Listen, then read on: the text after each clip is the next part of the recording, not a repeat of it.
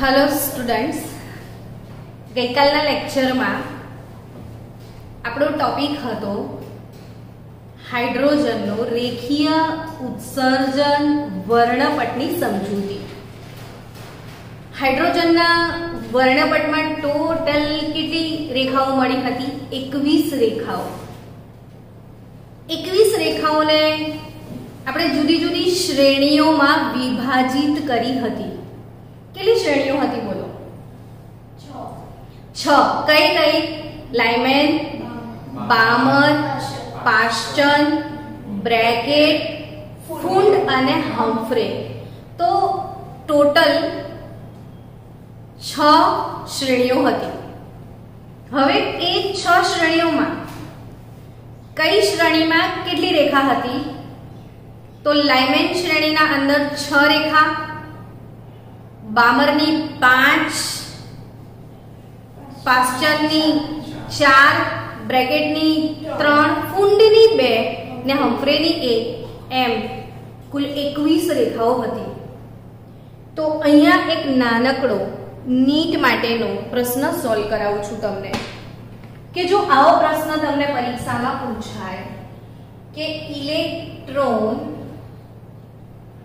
n बराबर 7 माथी n बराबर 1 अर्थात 7મી कक्षामांथी पहली कक्षामां बहुस्तरीय रीते संक्रमण करे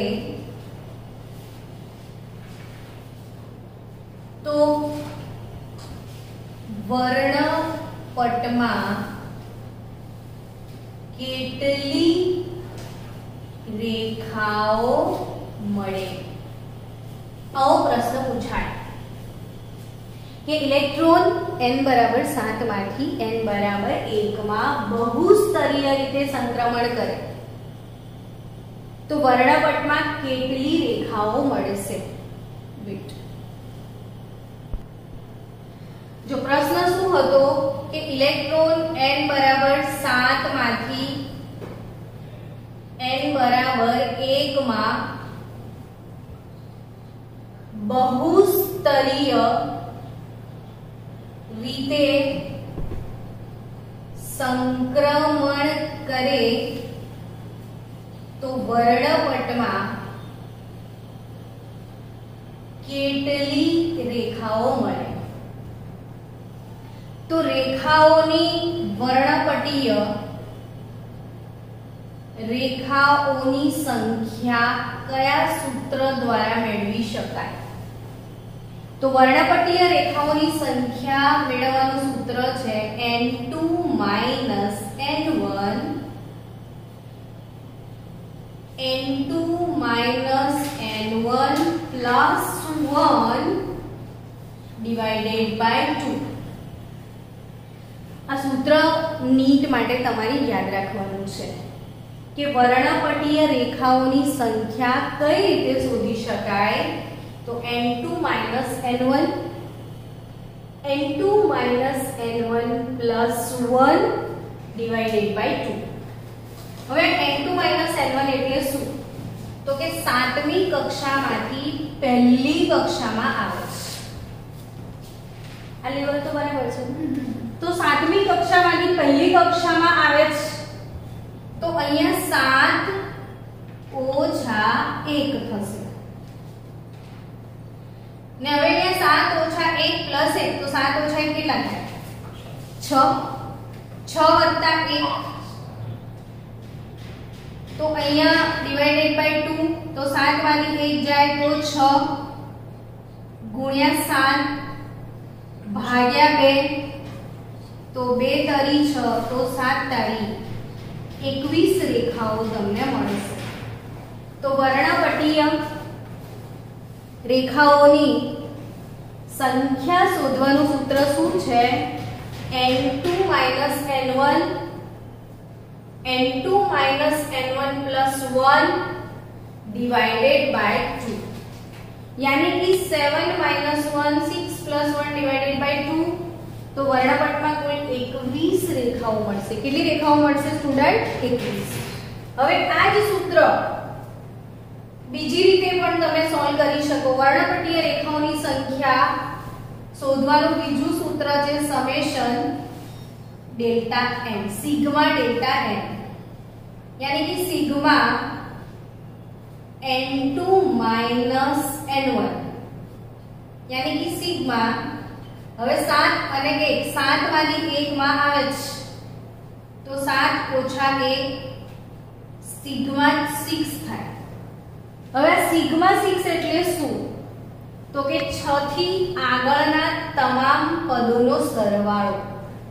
સિગ્મા 6 નો મતલબ શું થાય કે 6 થી આગળના તમામ પદોનો સરવાળો. તો 6 પહેલા કોણ આવે? 5. પહેલા કોણ આવે? 4. પહેલા કોણ આવે? 3. 2 અને 1 કુલ 21 રેખાઓ મળશે. આ ફોર્મ્યુલાથી પણ તમે રેખાઓની સંખ્યા કેલ્ક્યુલેટ કરી શકો છો.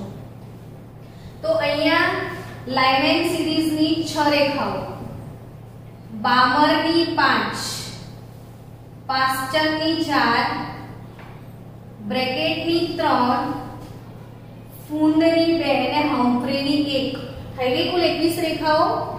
તો વર્ણપટીય રેખાઓની સંખ્યા શોધવા માટે આ સૂત્ર પણ વાપરી શકાય. લખ્યું ને બધાએ? ઓકે, આપણે નેક્સ્ટ ફોર્મ્યુલાની વાત કરીએ. ચલો, આવું સેમ ક્વેશ્ચન આવો પૂછાય કે n બરાબર ચોથા શક્તિ સ્તરમાંથી n બરાબર પ્રથમ શક્તિ સ્તરમાં આવે. ચોથા શક્તિ સ્તરમાંથી n બરાબર 1 શક્તિ સ્તરમાં આવે તો કેટલી રેખાઓ મળે? તો કેટલી રેખાઓ મળશે? તો બંને સૂત્ર વાપરીએ. રેખાઓની સંખ્યા શોધવાનું સૂત્ર શું હતું? n2 n1 n2 n1 plus 1 divided by 2. So n2 n1 4 ઓછા 1,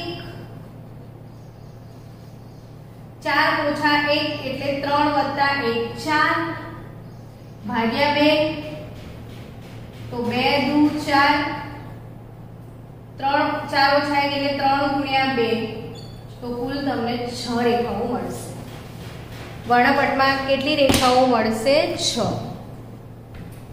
હવે એ સિવાય બીજું સૂત્ર છે તો કે જો વર્ણપટની સંખ્યા રેખાઓની સંખ્યા બરાબર સમેશન ડેલ્ટા n,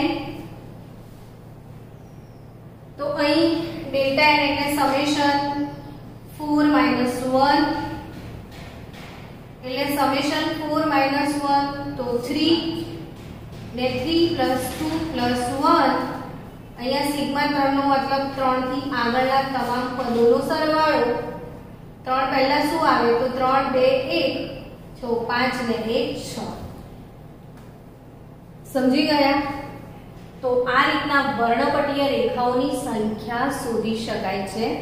આપણી NCERT ટેક્સ્ટબુકમાં આવા અમુક ફોર્મ્યુલા નહીં હોય, પણ આપણે તો નીટ અને જી નથી કરવાનું, એટલે આપણે કોમ્પિટિટિવ લેવલે આ બધા ફોર્મ્યુલાસ યાદ રાખવા પડશે. ચલો નેક્સ્ટ. હવે બીજી વાત કરું તો તમને મેં કાલે એક શ્રેણી શીખવાડી હતી, એનું થોડું રિવિઝન કરી લઈએ. જો કે કાલે આપણે ભણ્યા હતા લાઇમેન શ્રેણી, બામર શ્રેણી, લાઇમેન, બામર, પાસ્ચન, બ્રેકેટ, ફૂંડ અને હમ્ફ્રે સિરીઝ આપણે ભણ્યા હતા. જે હમ્ફ્રે જે કેવું હોય તે આ હમ્ફ્રે સિરીઝ આનું શ્રેણી પદ અને આનું રેખા પદ અને આનો વર્ણપટમાં વિસ્તાર. વર્ણપટમાં શું? વિસ્તાર. તો આનું શ્રેણીપદ, રેખાપદ અને વર્ણપટમાં વિસ્તારની વાત કરું લાયમેન શ્રેણી, બામર, પાસ્ટન બ્રેકેટ, ફુંડ અને હમ્ફ્રી. શ્રેણીપદ કોને યાદ છે બોલો? લાયમેન શ્રેણીનું શ્રેણીપદ શું? 1. NI કહીએ છીએ આ 1. અને લાયમેન શ્રેણીનું રેખાપદ બોલો? 2. તો કે આ 2, 3, 4, 5, 6 અને 7. યાદ આવ્યું કે ભૂલી ગયા? આ લાયમેન શ્રેણીનું શ્રેણીપદ 1 અને રેખાપદ 2, 3, 4, 5, 6, 7 અને વર્ણપટમાં આનો વિસ્તાર પાર જાંબલી. સ્ટુડન્ટ્સ, તમને કોઈ પૂછે કે લાયમેન શ્રેણીના સંક્રમણ કયા, તો લાયમેન સંક્રમણ કયા? તો કે બીજી કક્ષામાંથી પહેલી કક્ષામાં, એટલે n બરાબર 2 થી n બરાબર 1. આપણે કાલે મોડેલ નતું દોર્યું, આખું મોડેલ કે 7 માંથી પહેલામાં, 6 માંથી પહેલામાં, 5 માંથી પહેલામાં, યાદ આવે છે? તો એ જ સંક્રમણો n બરાબર 3 થી n બરાબર 1, 2 થી 1, 3 થી 1, 4 થી 1, 5 થી 1, n બરાબર 4 થી n બરાબર 1. તો આ સમજવા જેવું છે કે n બરાબર 2 થી n બરાબર 1 એ લાયમેન શ્રેણીની પહેલી રેખા. લાયમેન શ્રેણીની બીજી રેખા કયું સંક્રમણ બતાવે છે? તો n બરાબર 3 થી n બરાબર 1. લાયમેન શ્રેણીની ત્રીજી રેખા કયું સંક્રમણ બતાવે છે? તો n બરાબર 4 થી n બરાબર 1. આઈ થિંક સમજમાં આવશે. બાકીના લખી નાખશો સંક્રમણ કયા કયા છે? તો 2 થી 1, 3 થી 1, 4 થી 1, 5 થી 1, 6 થી 1 અને 7 થી 1 એ લાયમેન શ્રેણીના સંક્રમણ છે. હવે બામર શ્રેણી. તો બામર શ્રેણીનું શ્રેણીપદ કયું? તો 2 અને એનું રેખાપદ 3, 4, 5, 6, 7. તો કયા કયા સંક્રમણ બામર શ્રેણીના કહેવાશે? તો 3 થી 2, 4 થી 2, 5 થી 2, 6 થી 2 અને 7 થી 2. આ સંક્રમણ કઈ શ્રેણીના કહેવાય? બામર શ્રેણીના. પાસ્ટન શ્રેણીનું શ્રેણીપદ 3 થયું. તો એના સંક્રમણ કયા કયા? તો કે 4, 5, 6, 7. આ કઈ શ્રેણીના સંક્રમણ છે? પાસ્ટન શ્રેણીના. બ્રેકેટ શ્રેણીના સંક્રમણ તો કયા? તો કે 5, 6, 7. 5 થી 4, 6 થી 4, 7 થી 4. ફુંડ અને હમ્ફ્રીના તો ફુંડ એનું 5મું રેખાપદ શ્રેણીપદ અને આનું શ્રેણીપદ છે 6થું. તો હવે આનો વર્ણપટમાં વિસ્તાર પાર જાંબલી, દ્રશ્યમાન,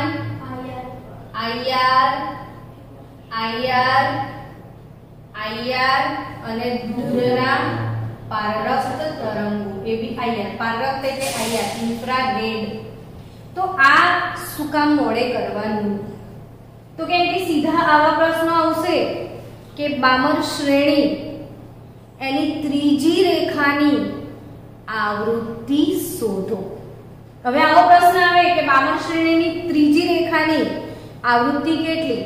ત્રીજી રેખાની તરંગ લંબાઈ કેટલી? તો આપણને ત્રીજી રેખા માટે કયું સંક્રમણ જવાબદાર છે એ ખબર હોય તો શોધી શકીએ. ચલો, બામર શ્રેણીની ત્રીજી રેખા કઈ? તો કે બામર શ્રેણીની ત્રીજી રેખા તમારે જજમેન્ટ લેવું છે. તો બામરની પહેલી કઈ? કોઈ કહેશે? અહીં બેસેલા છે એમાંથી કે બામર શ્રેણીની પહેલી રેખા કઈ? તો કે બામર શ્રેણીની પહેલી રેખા 3 થી 2, n બરાબર 3 થી n બરાબર 2 વાળું જે સંક્રમણ છે, ઇલેક્ટ્રોન ત્રીજી કક્ષામાંથી કૂદકો મારીને બીજી કક્ષામાં જ્યારે પાછો આવે ત્યારે ઊર્જાનું ઉત્સર્જન કરે છે અને એ ઊર્જા જે એણે ઉત્સર્જિત કરી એની આવૃત્તિના આધારે આપણને રેખા મળતી હોય છે. તો આ બામર શ્રેણીની પહેલી રેખા એટલે કયું સંક્રમણ? બામરની બીજી રેખા એટલે કયું સંક્રમણ? તો કે 4 માંથી 2, n બરાબર 4 થી n બરાબર 2. તો બામર શ્રેણીની ત્રીજી રેખા એટલે કયું સંક્રમણ? તો કે n બરાબર 5 થી n બરાબર 2. સમજમાં આવ્યું? તો આવા પ્રશ્નો તમારે ગણવા પડશે. રેખાની આવૃત્તિ, તરંગ લંબાઈ. તો બામરની પહેલી રેખા કઈ, લાઇમેનની પહેલી રેખા કઈ, લાઇમેનની છેલ્લી રેખા કઈ, એ ખબર હોવી જોઈએ. જો તમને એક પ્રશ્ન આવો આવે કે નીચેના સંક્રમણ એ કઈ શ્રેણીના છે અને વર્ણપટમાં એમનો વિસ્તાર ક્યાં છે? નીચેના સંક્રમણ કઈ શ્રેણીના છે અને વર્ણપટમાં એમનો વિસ્તાર ક્યાં છે? તો તમને એવું સંક્રમણ આપે કે 7 થી 3, 5 થી 4, 3 થી 2, 6 થી 1, 3 થી 1, 5 થી 3, 4 થી 2. તો આ જે સંક્રમણો બતાવ્યા છે એ કઈ શ્રેણીના સંક્રમણો છે અને વર્ણપટમાં એમનો વિસ્તાર ક્યાં છે? 7 થી 3, 5 થી 4, 3 થી 2, 6 થી 1, 3 થી 1, 5 થી 3, 4 થી 2. આ જે સંક્રમણો છે એ કઈ શ્રેણીના છે અને વર્ણપટમાં વિસ્તાર ક્યાં છે? આવો પ્રશ્ન પૂછાય તો આ 7 થી 3 વાળું સંક્રમણ કઈ શ્રેણીનું છે વિચારીને કહો. તો આ જોવાનું, આ પાછું ક્યાં આવે છે તે જોવાનું. તો કે આ પાછું 3 માં આવ્યું ને, તો અગર તમે 3 નંબરમાં પાછા આવો તો એ કઈ શ્રેણી કહેવાય? પાસ્ટન શ્રેણી કહેવાશે. હવે પાસ્ટન શ્રેણી વર્ણપટના કયા વિસ્તારમાં છે? તો IR વિસ્તાર. પાસ્ટન શ્રેણી વર્ણપટના કયા વિસ્તારમાં છે? IR. તો અહીંયા 5 થી 4 વાળું જે સંક્રમણ છે, 5 થી 4 વાળું, તો એ વર્ણપટના કયા વિસ્તારમાં છે? બોલો. હા, 5 થી 4 વાળું સંક્રમણ. તો કે પાછું ક્યાં આવ્યું? 4. 4 એટલે કોણ? તો કે બ્રેકેટ. તો આ બ્રેકેટ નું સંક્રમણ છે. નિધિ એમને કહીએ ને નીચે જઈને કે 10, 15, 20 મિનિટ રાહ જોવાની. આ બંધ થઈ જાય તો થશે. તો 5 થી 4 વાળું સંક્રમણ વર્ણપટના કયા વિસ્તારનું છે? બ્રેકેટ વિસ્તારનું છે. 3 થી 2 વાળું સંક્રમણ વર્ણપટના કયા વિસ્તારનું છે? હા, બામર. તો બીજા નંબરમાં પાછું આવે તો એ બામર શ્રેણી થાય. તો આ બામરનું રેડિયેશન છે. અચ્છા, 6 થી 1 માં પાછું આવ્યું તો લાઇમેન. 3 થી 1 લાઇમેન. 5 થી 3 ત્રીજામાં રિટર્ન આવે તો પાસ્ટન. 4 થી 2 તો બામર. અને વર્ણપટમાં વિસ્તાર કયો? ખ્યાલ આવી ગયો તમને?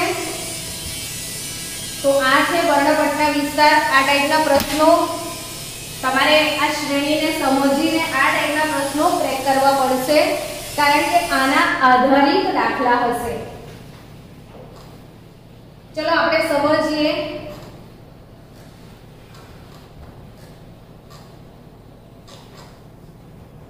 આગળની વાત કે હવે આપણે શું સમજવાનું છે? તો કે આ જે વર્ણપટ આવ્યો, આ વર્ણપટને ફિંગરપ્રિન્ટ એવું કહી શકાય. કેમ ફિંગરપ્રિન્ટ કહી શકાય? તો કે જેટલા પણ તત્વો છે આવર્ત કોષ્ટકમાં, એ આવર્ત કોષ્ટકના દરેક તત્વના વર્ણપટ જો મેળવવામાં આવે તો આ દરેકે દરેક તત્વનો વર્ણપટ બીજા પરમાણુ કરતા જુદો જ હશે. જેમ દરેક માણસની ફિંગરપ્રિન્ટ એકબીજા કરતા અલગ અલગ હોય.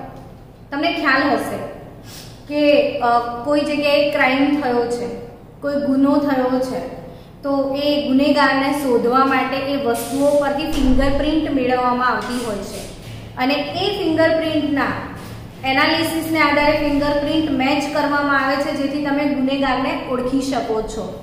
એમ આપણે જે વર્ણપટ નીકાળીએ છીએ, પરમાણુના વર્ણપટ મેળવીએ છીએ, એ વર્ણપટ એ દરેક પરમાણુનો યુનિક હોય છે, બીજા પરમાણુથી અલગ હોય છે.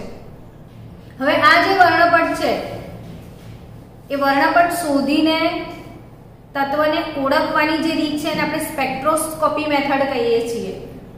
તો આ સ્પેક્ટ્રોસ્કોપીથી શું થાય કે કોઈ અચાનક અજ્ઞાત તત્વ મળ્યું, તમને કોઈક અજ્ઞાત જગ્યાએથી કોઈ એક તત્વ મળે છે, કયું છે એ ખબર નથી, તમારે એ કયું તત્વ છે એ જાણવું છે, તો તમે એનો વર્ણપટ મેળવી દો. એટલે સ્પેક્ટ્રોસ્કોપી કરીને એના વર્ણપટ પરથી તમને આઈડિયા આવશે કે આ કયા તત્વનો વર્ણપટ છે. એમ વર્ણપટ એને ફિંગરપ્રિન્ટ એવું કહી શકાય. તો હવે આપણે આ વર્ણપટના આધારે સૌથી વધારે ફાયદો કોને થયો? તો નીલ્સ બોર અંકલને. કઈ રીતે? તો કે રુથરફોર્ડ એનો જે પરમાણુ નમૂનો હતો એ પરમાણુ નમૂનો એમાં એક જ કક્ષા હતી. અકોર્ડિંગ ટુ રુથરફોર્ડ એમની માન્યતા શું હતી? રુથરફોર્ડની માન્યતા કે પરમાણુ વચ્ચે ન્યુક્લિયસ છે અને આજુબાજુ એક જ કક્ષા છે ને બધા જ ઇલેક્ટ્રોન એક જ કક્ષામાં છે, પણ એવું નથી. બોરના વર્ણપટથી આઈડિયા આવ્યો કે એક કક્ષા નથી, ઘણી બધી કક્ષાઓ છે. લાઇમેન શ્રેણીમાં ટોટલ 6 રેખાઓ મળી. 6 રેખાઓ માટે 6 કૂદકા માર્યા હશે ઇલેક્ટ્રોને. હવે મારે 6 કૂદકા મારવા જ તો મારી જોડે 7 પગથિયા જોઈએ, કેમ કે હું એક પગથિયા પર ઊભા રહીશ. તો 6 કૂદકા મારવા માટે 7 પગથિયા જોઈએ. ત્યાંથી ખબર પડી કે હાઇડ્રોજનમાં 7 કક્ષાઓ છે, કોઈ એક કક્ષા નથી. હાઇડ્રોજનમાં કેટલી કક્ષાઓ છે? કુલ 7. લાઇમેન શ્રેણીના 6 રેખાઓ પરથી ખબર પડી. તો અહીંયા રુથરફોર્ડ અંકલે એક જ કક્ષા બતાવી હતી, નીલ્સ બોર અંકલે હાઇડ્રોજનમાં 7 કક્ષાઓ બતાવી છે. અને આમ ઇલેક્ટ્રોન કોઈ એક કક્ષકમાં નથી હોતો, જુદી જુદી કક્ષાઓમાં ઇલેક્ટ્રોનનું વિતરણ થયેલું છે. તેથી કહી શકાય કે ઇલેક્ટ્રોનની રચના સમજાવનાર સૌપ્રથમ વૈજ્ઞાનિક કોણ હતા? નીલ્સ બોર. હવે આ નીલ્સ બોર એમણે કેવો પરમાણુ નમૂનો રજૂ કર્યો તેની પૂર્વધારણાઓ તરફ જઈએ. તો આપણો જે ટોપિક છે આજનો, નીલ્સ બોરના પરમાણુ નમૂનાની પૂર્વધારણાઓ, યાની કે આજે આપણે ભણવાના છીએ બોર પોસ્ચ્યુલેટ્સ. તો બોર પોસ્ચ્યુલેટ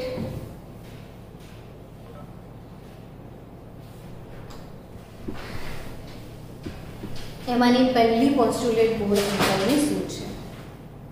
તો પહેલી પોસ્ચ્યુલેટ છે બોર અંકલની માન્ય કક્ષા. બધી જે પૂર્વધારણાઓ છે એનો મેઇન ટોપિક છે હું અહીંયા લખું છું, જેથી તમને બધી પૂર્વધારણાઓ સિક્વન્સમાં યાદ રહે. તો બોરની પહેલી પૂર્વધારણા શું છે બાળકો? માન્ય કક્ષા. અર્થાત ઇલેક્ટ્રોન કેન્દ્રની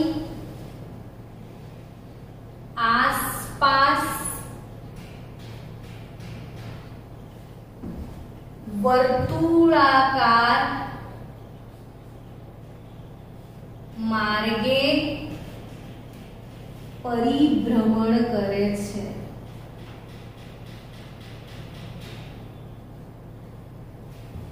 જેની ત્રિજ્યા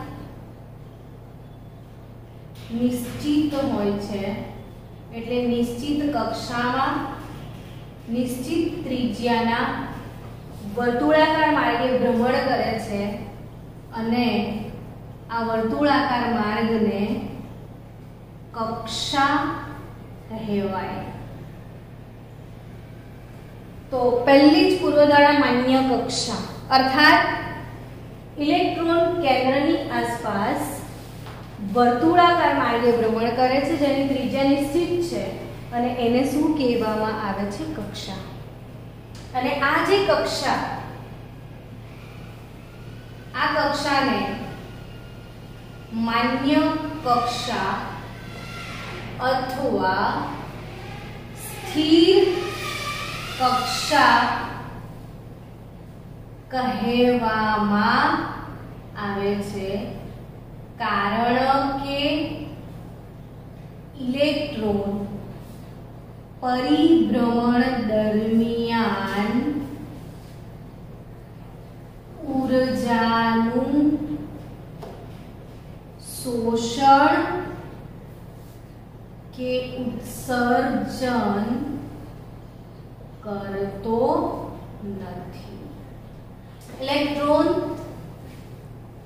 એ વર્તુળાકાર માર્ગે જ્યારે આમ પરિભ્રમણ કરે ત્યારે એક ધાર્યા વેગથી પરિભ્રમણ કરે છે. અને જ્યારે પરિભ્રમણ કરતો હોય પોતાની કક્ષામાં, એ જે કક્ષામાં છે એને એની માન્ય કક્ષા કહેવાય. એ પહેલામાં પણ હોઈ શકે, બીજામાં હોઈ શકે, ત્રીજામાં. જે કક્ષામાં ઇલેક્ટ્રોન છે એ કક્ષાને એનું ઘર, એની ધરાવસ્થા અથવા એની માન્ય કક્ષા કહેવાય. અને આ માન્ય કક્ષામાં જ્યારે એ પરિભ્રમણ કરતો હોય છે ને, ત્યારે સતત પરિભ્રમણ કરે ત્યારે ઊર્જા એની બદલાય નહીં. ના એ ઊર્જાનું શોષણ કરે, ના એ ઊર્જાનું ઉત્સર્જન કરે.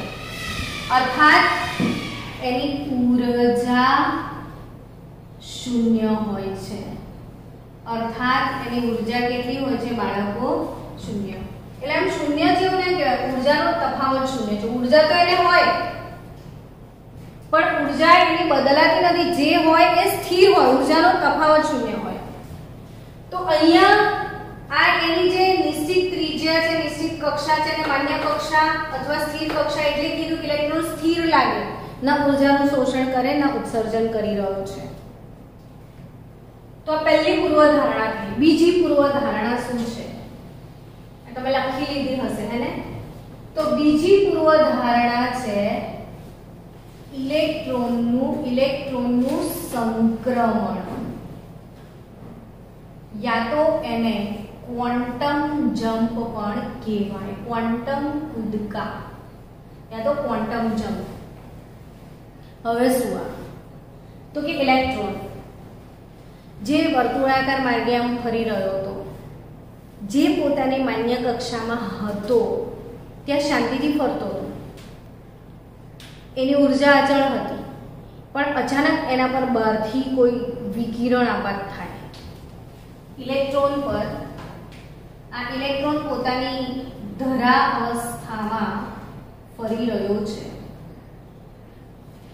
ને અચાનક બહારથી એના પર કોઈ વિકિરણ આપાત થાય. વિકિરણ જે છે, આ વિકિરણ નાના નાના કણોનું બનેલું છે. આ કણોને શું કહેવાય છે? બોલો. આ જે તરંગ છે એને કણ પ્રકૃતિ છે એવું આપણે ભણ્યા હતા ને. તો આ તરંગની અંદર જે નાના નાના કણ છે એને શું કહેવાય? ફોટોન. That's good. શું કહેવાય? આ કણોને ફોટોન કહેવાય. તો આ જે ફોટોન છે એ ફોટોનની પાસે ઊર્જા છે ને કેટલી? કોઈ કહેશે ફોટોનની પાસે કેટલી ઊર્જા છે?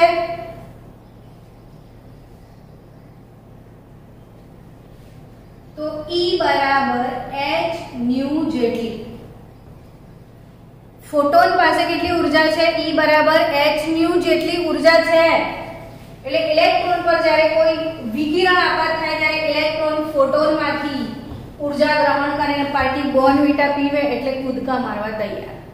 જેવો બોર્નવિટા એને મળે એવો એક કૂદકો મારીને ઉત્તેજિત અવસ્થામાં પહોંચી જશે. કઈ અવસ્થામાં પહોંચી જશે? ઉત્તેજિત અવસ્થામાં. એટલે ઇલેક્ટ્રોન ઊર્જાનું શોષણ કરે છે ત્યારે એક કક્ષામાંથી બીજી કક્ષામાં જઈ શકે છે. હવે બીજી કક્ષામાંથી કે પાછો આવે ત્યારે શું કરે? તો કે ઊર્જાનું ઉત્સર્જન કરે. તો આપણી બીજી પૂર્વધારણા શું કહે છે કે ઇલેક્ટ્રોન ઊર્જાનું શોષણ કે ઉત્સર્જન કરીને એક કક્ષામાંથી બીજી કક્ષામાં જઈ શકે છે અને જતી વખતે જેટલી ઊર્જાનું શોષણ થાય આવતી વખતે તેટલી જ ઊર્જાનું શું થશે ઉત્સર્જન. તો આ ઘટનાને શું કહેવાય? ઇલેક્ટ્રોનિક ક્વોન્ટમ જમ્પ અથવા ઇલેક્ટ્રોનિક સંક્રમણ. શું કહેવાય આ ઘટનાને બાળકો? ઇલેક્ટ્રોનિક સંક્રમણ કહેવાય. ઇલેક્ટ્રોનિક ક્વોન્ટમ જમ્પ યા તો એને કહેવાય ઇલેક્ટ્રોનિક સંક્રમણ. તો આ થઈ આપણી બીજી પૂર્વધારણા. ત્રીજી પૂર્વધારણા. ત્રીજી પૂર્વધારણા શું કહે છે સમજો હવે.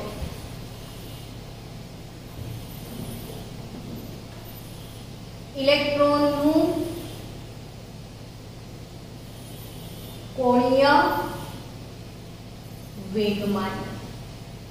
ઇલેક્ટ્રોનનું શું બાળકો? કોણીય વેગમાન. તો ઇલેક્ટ્રોનનું કોણીય વેગમાન કેમ? તો કે જુઓ, આ ન્યુક્લિયસ, આ ઇલેક્ટ્રોન. ઇલેક્ટ્રોન ને ન્યુક્લિયસ વચ્ચેના અંતરને ત્રિજ્યા કહેવાય. ચોક્કસ ત્રિજ્યા સાથે ઇલેક્ટ્રોન આ કક્ષામાં ચોક્કસ વેગથી ગતિ કરે છે. ચોક્કસ ત્રિજ્યા ધરાવતી કક્ષામાં ચોક્કસ વેગથી ગતિ કરે છે અને ઇલેક્ટ્રોનને દળ પણ છે. ઇલેક્ટ્રોનનું દળ તમને ખ્યાલ હશે જ. કેટલું છે ઇલેક્ટ્રોનનું દળ? આવડવું જ જોઈએ. 9.109 ગુણ્યા 10⁻31 કિલોગ્રામ. એટલે હવે ઇલેક્ટ્રોન પાસે દળ છે, m દળ ધરાવતો ઇલેક્ટ્રોન r ત્રિજ્યાના વર્તુળાકાર માર્ગે v વેગ સાથે પરિભ્રમણ કરે છે. કોણીય રસ્તો છે આ, અને કોણીય રસ્તા પર ઇલેક્ટ્રોનનો વેગમાન, આ કોણીય રસ્તો હોવાથી ઇલેક્ટ્રોનને કોણીય વેગમાન લાગે છે. અને આ કોણીય વેગમાન કેટલું? તો mvr nh/2π જેટલું. આ સૂત્ર આજ સાંજ સુધીમાં 30 વખત લખી નાખવાનું કે ઇલેક્ટ્રોનનું કોણીય વેગમાન. તો mvr nh/2π. ઇલેક્ટ્રોનનું દળ, ઇલેક્ટ્રોનનો વેગ ને કક્ષાની ત્રિજ્યા. તો કોણીય વેગમાન mvr nh/2π. તો આ પૂર્વધારણા શું કહે છે? તો કે કેન્દ્રની આસપાસ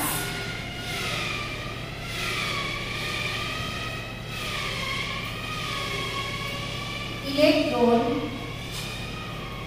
એવી કક્ષામાં પરિભ્રમણ કરી શકે છે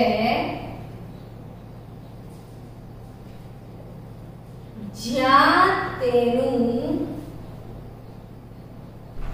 કોણીય વેગમાન mvr या तो कोणीय वेगमान ए h/2π ના ગુણાંકમાં હોય. તો કેન્દ્રની આસપાસ ઇલેક્ટ્રોન એવી કક્ષામાં પરિભ્રમણ કરી શકે છે જ્યાં તેનું કોણીય વેગમાન h/2π ના પૂર્ણાંક ગુણાંકમાં હોય. અર્થાત આને સમજીએ કે ધારો કે ઇલેક્ટ્રોન n = 1 પ્રથમ કક્ષામાં છે. ઇલેક્ટ્રોન કઈ કક્ષામાં છે? પહેલી કક્ષામાં. तो पहली कक्षा में इलेक्ट्रॉन નું કોણીય વેગમાન કેટલું? तो के 1 × h/2π જેટલું। બીજી કક્ષામાં ઇલેક્ટ્રોનનું કોણીય વેગમાન કેટલું? તો કે 2 × h/2π જેટલું। ત્રીજી કક્ષામાં ઇલેક્ટ્રોનનું કોણીય વેગમાન કેટલું? તો કે 3 × h/2π જેટલું। ચોથી કક્ષામાં કેટલું? તો 4 × h/2π જેટલું। यानी के बीजी कक्षा में इलेक्ट्रॉन फरतो होय तो एनो कोणीय वेगमान h/2π गुण્યા 2 જેટલું થાય। ત્રીજી कक्षा में इलेक्ट्रॉन फरतो होय तो एनो कोणीय वेगमान h/2π गुण્યા 3 જેટલું થાય। ચોથી कक्षा में h/2π गुण્યા 4 જેટલું થાય। अर्थात आनो जे गुणाकार छे जो 1 2 3 4 5 6 7 आवो होय पूर्णांक होय पूर्णांक अपूर्णांक ना होय केम के कक्षा एवो के दौड़ कक्षा में इलेक्ट्रॉन छे अड़ी कक्षा में इलेक्ट्रॉन छे 4.5મી कक्षा में इलेक्ट्रॉन छे एवुं कहेवाय। कक्षानो नंबर तो पूर्णांक ज होय ने अर्धी कक्षा तो होय ज नहीं एक्जेक्टली એટલે તમને આ એવું કે 7.5 h/2π आ कई कक्षाનું કોણીય વેગમાન છે બોલો? तो કે h/2π ગુણ્યા 7.5 7.5મી कक्षा હોય ના હોય એટલે આ શક્ય નથી। સમજાય કે નહીં? ચલો જવાબ આપજો, મગજને વાપરજો હો। 1.5 h/π કઈ કક્ષાનું કોણીય વેગમાન છે? જવાબ આપો। 1.5 h/π છે શક્ય કે નથી એ બી વિચારો। ત્રીજી કક્ષા કઈ રીતે? તો કે 3.5 એટલે 3/2 થાય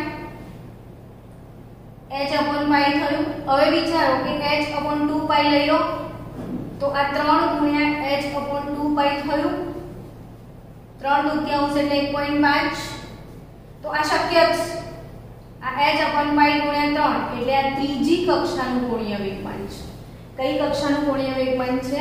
ત્રીજી કક્ષા। ચલો ફરી એક પ્રેક્ટિસ લઈએ।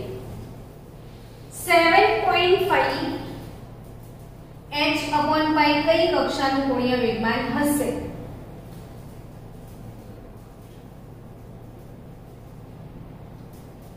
બોલો। 7.5 h/π तो आ 7.5 છે પણ h/π છે આપણે h/2π જોઈએ તો આ 15/2 h/π થાય તો આ 15 × h/2π થાય તો આ h/2π ગુણ્યા 15 તો આ 15મી કક્ષાનું કોણીય વેગમાન થાય। કઈ કક્ષાનું કોણીય વેગમાન થાય? 15મી કક્ષા। तो आई थिंक તમે અમને સમજાઈ ગયું હશે કે આ ત્રીજી પૂર્વધારણા આજે આપણે બોરની પૂર્વધારણાઓ શીખ્યા।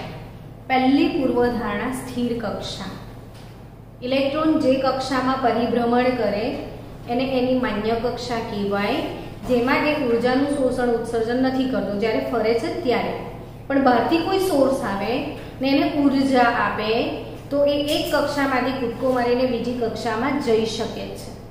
अने त्रीजी पूर्वधारणा कोणीय वेगमान mvr = nh/2π अर्थात केंद्रनी आसपास इलेक्ट्रॉन एवी ज कक्षामां परिभ्रमण करी शके छे ज्यां तेनो कोणीय वेगमान h/2π ना पूर्णांक गुणांकमां होय छे। पढ़ी समझो। तो हवे चौथी पूर्वधारणा 5મી ને 6ઠી કાલે ભણીશું જે બહુ લાંબી છે તો કાલે પણ બહુ જ મજા આવશે। Be in touch with me. मिलते हैं कल ब्रेक के बाद। Same channel same network.